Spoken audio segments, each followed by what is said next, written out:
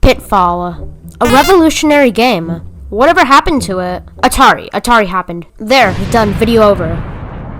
No, the video's not over. However, it is true that even though Atari popularized the game, their crash resulted in Pitfall's demise. So viewers, let's take a trip throughout video game history so that you'll know the answer to that one Jeopardy question on Pitfall Harry. Let's take a trip through Pitfall.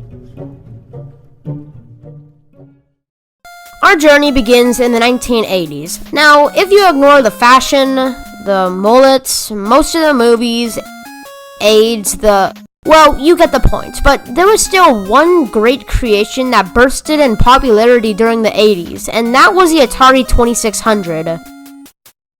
The Atari 2600 produced some of the most well-known games that are still in our memories today. Pac-Man, Miss Pac-Man, Space Invaders, Donkey Kong, and Frogger. And then, right there, at the second best-selling Atari game in history, Pitfall. I took a survey on the video games Gen Zs know during the 80s, and guess how many kids knew what Pitfall was? 2. So, Pitfall, ! became one of the top video games on the Billboard charts for over a year and sold over 500 copies worldwide, but its recognition has fallen from people's memories.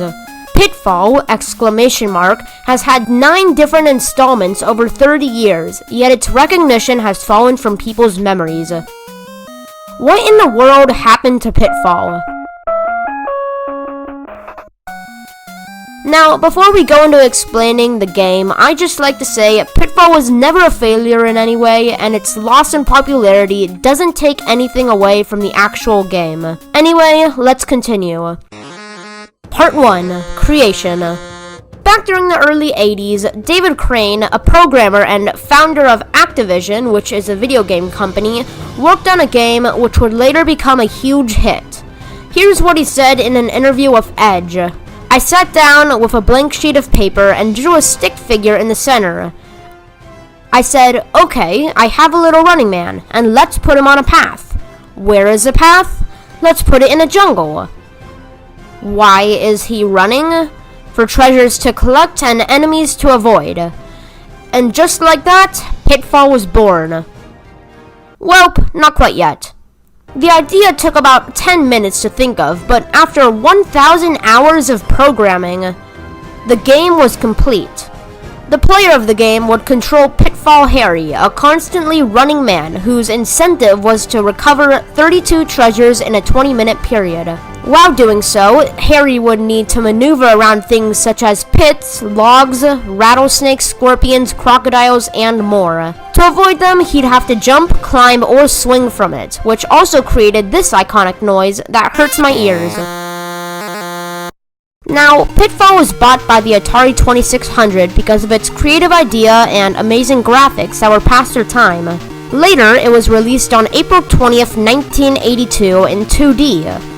It became one of the best-selling home games for about half a year and remained the #1 Atari game for 64 straight weeks. Additionally, as I stated earlier, it would stand as Atari's second best-selling game at 5 million copies worldwide, just behind Pac-Man. What made Pitfall so popular were its great graphics for the time, the adventurous Indiana Jones-like theme, and Harry's many different moving abilities. Critics enjoyed the game, believing it to be a standout, and it received attention in commercials, with, fun fact, one featuring young Jack Black. And it also debuted on a segment of CBS Saturday Supercade. Some people believed Pitfall to be one of the best video game ideas ever made.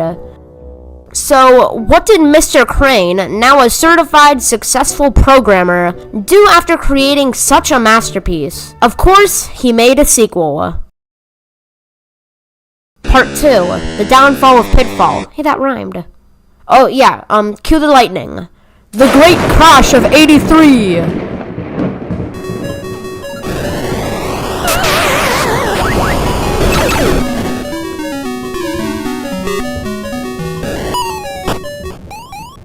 the Great Crash of '83, the equivalent to the Great Depression but with electronics. Video games, gone. Video game businesses, gone. Video game market, gone. The Atari 2600 wasn't fully gone, simply hanging on a thread, but it would be in a mere 2 years. So when Pitfall 2 came out less than 2 years after the original in early 1984, the video games were video gone. But let's talk about the sequel, Pitfall 2 Lost Caverns. The game expanded upon the original, but Pitfall Harry had unlimited time and lives, and swimmable rivers were introduced to add to the cavern-like theme. Pitfall 2 was arguably more entertaining and better developed than the first, but with the struggle of the Atari, Pitfall 2 would soon subside and be forgotten.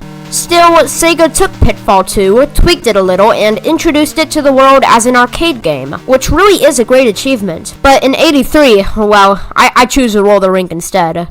Anyway, the Pitfall series continued with even more sequels.